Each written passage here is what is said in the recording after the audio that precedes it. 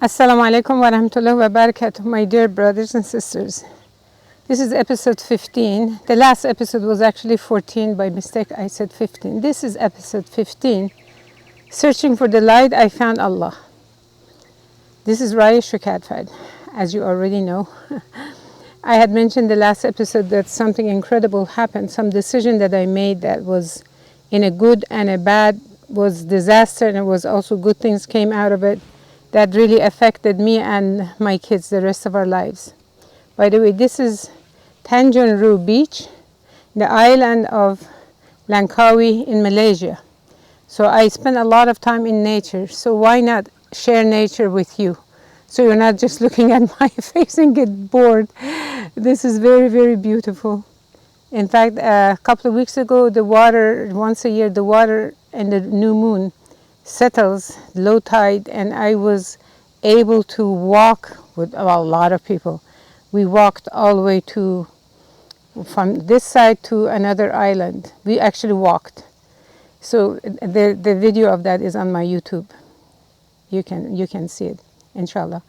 Anyway, so we were still living in Castella, and every day that I was going out of the house, when the kids went to school, I would go out of the house, walk, and I tried to memorize the Quran. I was very poor because I didn't have anything. I would just copy a page and I would just do my best to memorize what I could. I thought it's a good, way of pronouncing, which was not correct anyway. But it was like every day I wanted to memorize. I was memorizing. It's small surahs actually. But every day I was asking Allah to bring me, Ya Allah, bring me close to you. Bring me close to you. I don't know how, all I have is this Quran. Please bring me close to you. And just, I still had issues with my last marriage, and I didn't have complete peace dealing with that. And I asked Allah to give me peace. And all I want from this world is to get close to you. I was asking Him so much. Allah, I want to get close to you. Just whatever. Allah, my past, I did many wrong things. Many wrong things. Allah, break me into pieces and build me again the way you want. I didn't realize I was asking for something that was going to be coming to me. Oh, subhanAllah. It was going to be coming to me. But I was asking every day. Because, something? When a person has been away from Allah or away from Islam, they come to Islam and taste the sweetness of faith. And they come to know Allah. This is not just about me. You would find a lot of Muslims, non-Muslims that come to Islam become more anxious and eager to know Allah and get close to Him. Sometimes when people are born as Muslims, they take it for granted, they're Muslims, so what, they pray or don't pray or fast or don't fast, and it's just they don't take things very seriously. They don't take a lot of time with the Quran, and even the families don't put a lot of pressure on them. But for me, it's like my life. God, I looked for Allah for 15 years, and now I feel like I have I just put my foot in the door. I want to be in the door. I want to be inside. Allah, help me get close to you. Allah, help me get close to you. Every day I prayed that. Even sometimes I go to the mountain. There's Mount Shasta is a very tall mountain, tallest mountain in U.S. Sometimes I leave the kids with their father. We're at this time, not together, separated. But he would come and see them sometimes. I would go and I take a tent and I put a tent in the mountain, and that's just so beautiful. At night, all you could see is billions of stars, and there is no sound. It's just so beautiful. And there are other people that have tents out there, so I didn't feel completely lonely. And that's when I was feeling closer to Allah. I was really, really asking Him, Ya Allah, help me. Where can I go? wherever you want me to go. I already went to Los Angeles. I already went to Santa Clara. It just, none of this felt right. I want to get close to you. So this was a daily supplication to Allah subhanahu wa ta'ala.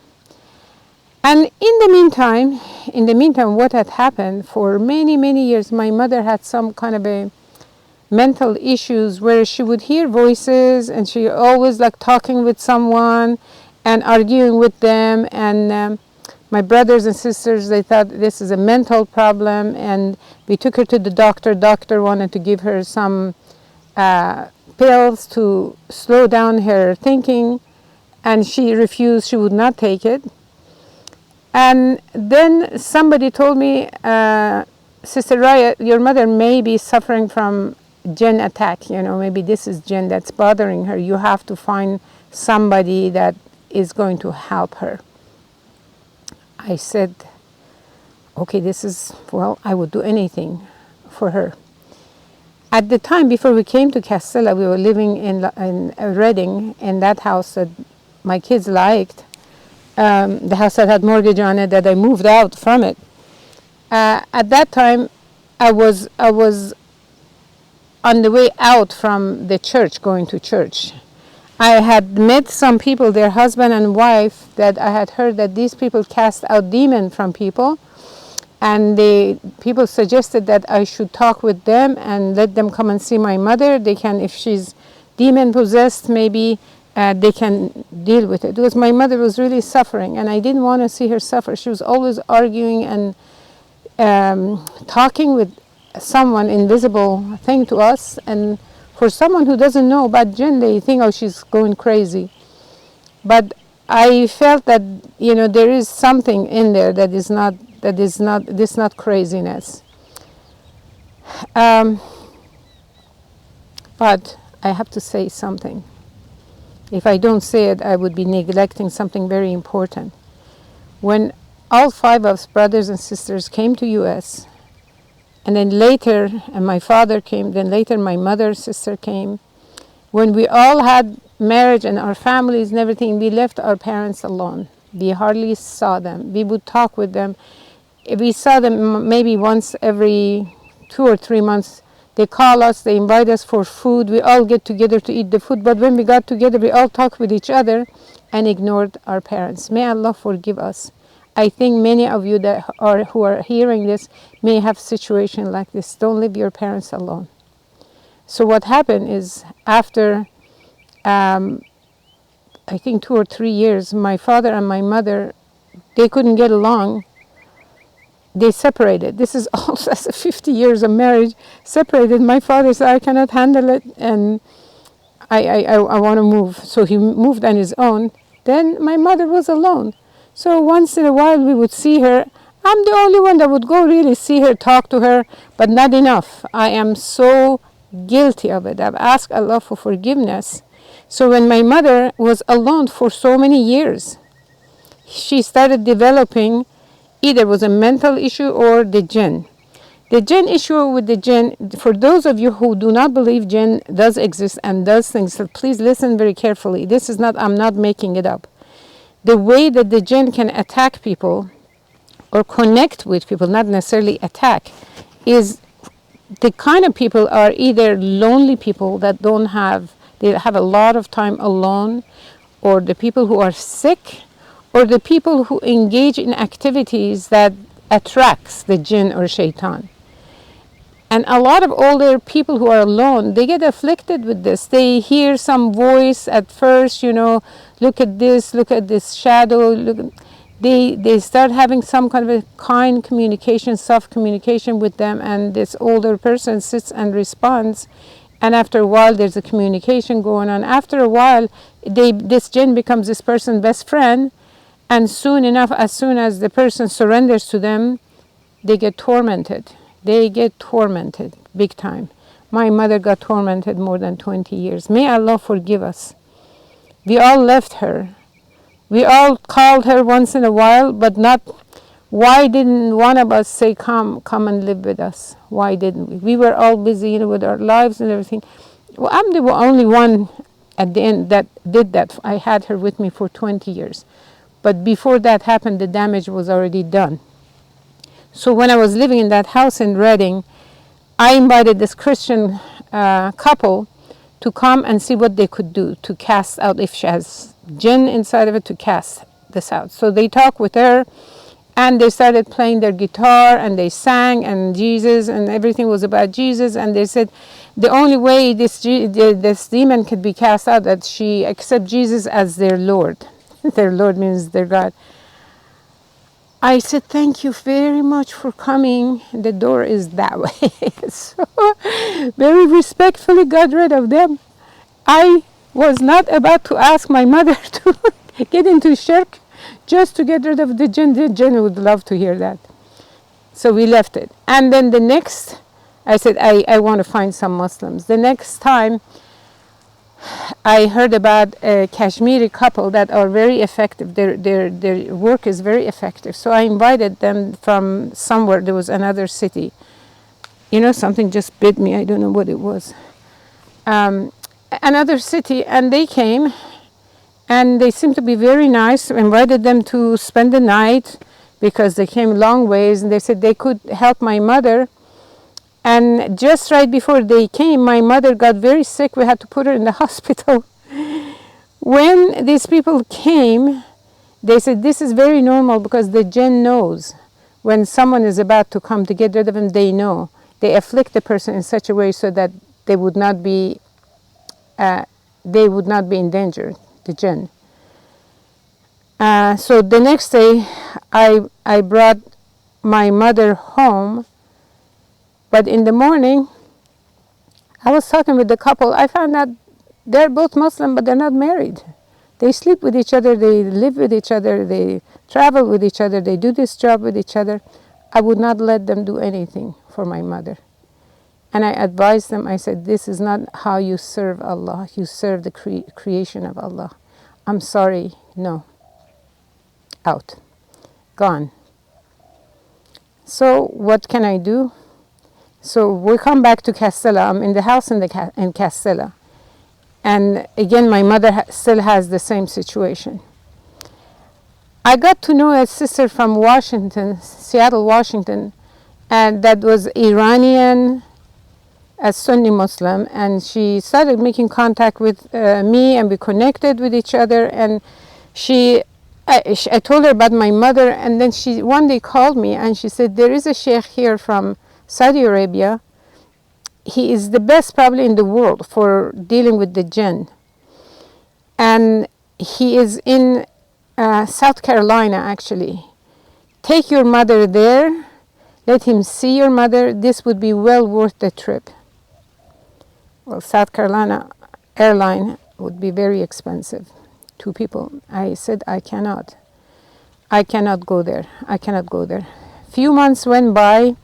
Because she told me he's in the country only a few days. People call him. He comes and deals with, not the jinn, he just, if the people are sick, they have problems. He's very well-known, well-respected sheikh. And if you are able to take her, so I couldn't go. A few months later, she called me and she said, this sheikh is in her town. Can you go? I couldn't go at that time. That's also taking a 12-hour train ride. I couldn't go, but then she called and said, this sheikh going to be in San Jose. This is like 4 or 5 hour drive. I said, yes, we're going to have to go. I called my brother. I said, take my mother there. And my brother is familiar with the issue with my mother. So my brother took my mother there just one night and brought her back the next day. And the sheikh went back to Seattle, Washington. I talked with the sheikh over the phone and I said, what did you find, sheikh? He said, your mother one time is not enough. I need to see her. And I said, sheikh, I can't afford to pay for your train ticket. He says, no problem, I will pay it for it myself. I mean, I was ashamed because at that time, this is just, my finances were not all that great. This nice man came all the way from Washington. I put her put him in my mother. I had a mobile home for my mother as well, next to me, near me. And we let him stay there, and I met him the next day. And saw this man has a face of a prophet. He was like nur, light coming out of his face. He was so kind, and he could barely speak English, and he was talking so quiet. He always had his hand in front of his mouth as he's talking. And we kind of communicated. I had one of those, at that time, there's no mobile, so he had some kind of an electronic dictionary. We're just talking with each other. And then he did more dua for my mother several times. And then he said, your mother is not possessed by any jinn, but she does hear from outside. She does get bothered. It is the jinn that bothers her, but it's from the outside. The only way to do that, she has to do a lot more worship. And he gave her, I said, she's almost senile. She cannot, of course, my mother is not speaking any English, and I'm translating, and you tell her something, she talks about something else. It's like we waited too long. Don't wait so long. When you see any kind of a situation with any of your parents, your elderly aunt and uncle, you see any kind of a mental issue. It is true, people as they get older, the mind slows down. And some people slow down faster, but all the older people, they don't slow down the same way. Many of the life situation speeds up their mental problems. And my mother had a lot of issues to face with my family, with my brothers, and every one of us got married, every one of us got divorced. We had all kinds of issues that my parents had to deal with, especially like my father also, who also later on passed away from cancer because of how much he grieved. That's another topic. Anyhow, he told me that, she's not possessed. She needs to do that. I said, well, it's not possible anymore. It's like, it is too late. It is too late. By the way, when I was in Reading, my mother was still in Los Angeles, living with the youngest brother. I don't know how much I can tell you. This episode is going to be 5 hours. But if I miss telling you the things that come in my mind, then I will forget it in the next episode. Then it's something that I have to tell you. This is my youngest brother. First of all, 3 brothers. The oldest one came to the U.S. first. My mother wanted him to become a doctor. He was an artist. He didn't have any interest in medicine. He got into art, metal art, and did incredible things. He did painting and metal art to a point of President Eisenhower called him father of metal sculpture. Very well known, really well known. The middle brother, second brother, went to Germany. My parents sent him there, and he studied and got his PhD and worked as a professor, and then went back to Iran, and he worked as a professor there. Then my youngest brother, in the meantime, had gone to U.S.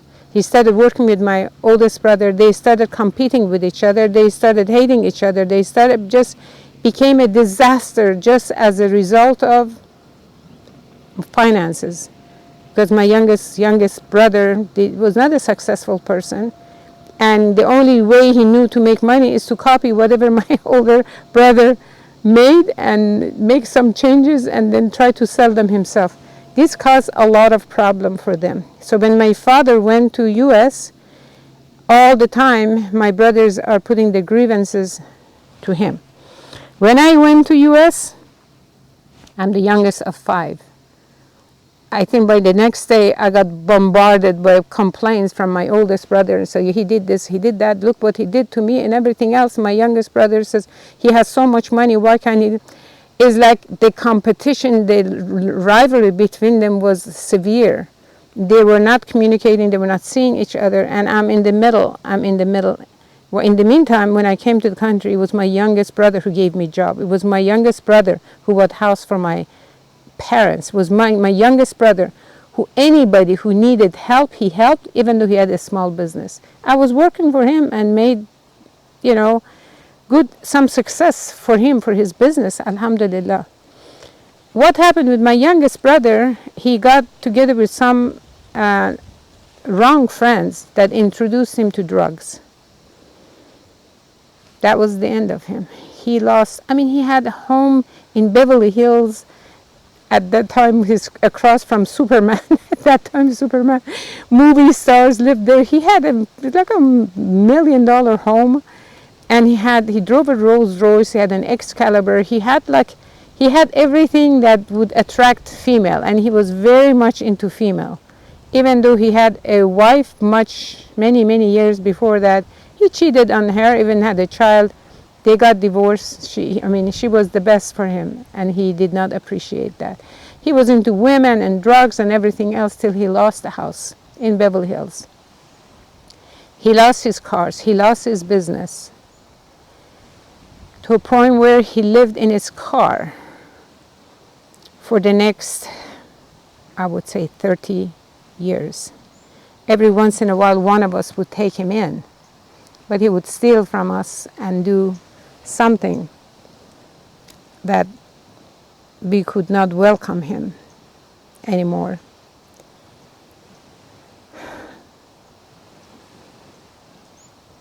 So my parents go to US, they get bombarded with all this rivalry between the brothers. My father and my middle brother from Germany, he came to US to be with the family. He got caught between all of this, and things became disaster. My sister got married to someone, she was not happy. I was married to Stan, I was not happy. We all have kids. We cannot say if I had done this, but I would say, had we all stayed in Iran, maybe our family would have been together.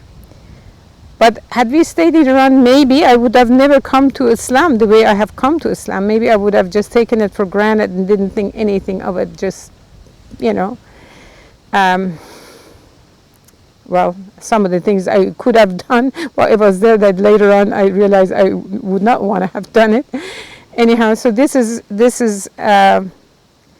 what happened. So this man, this sheikh,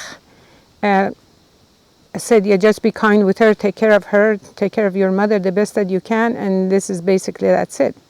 So he was there with us for a few days. And then my daughter, she was at that time, I believe, 9 years old. She was just hanging around him, would not let go of him, because she was missing a father. The father would see him once in a while, once or twice a month, but he was not an affectionate person, and it was just, it was like something maybe she had not seen, and she was feeling affection from him, and she really loved it. So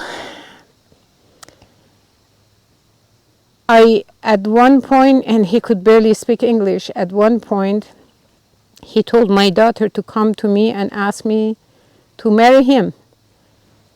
And my daughter came to me and said, Mom, please, what a father. She's talking to me, and I'm just like, oh my God, what am I going to do? What is this? What did he say? We're talking with my daughter. Okay, go tell him this. And then she come and tell him between us, tell her this, tell him this. He is too shy to talk to me directly. And I felt this is the answer to my dua. I have a man in the house, husband, father, Muslim father for the children. It was really beautiful. And then I think I have to tell you what happened in the next episode. Sometimes I just get so tired I cannot talk anymore. Inshallah, I'll talk to you later. Assalamu alaikum.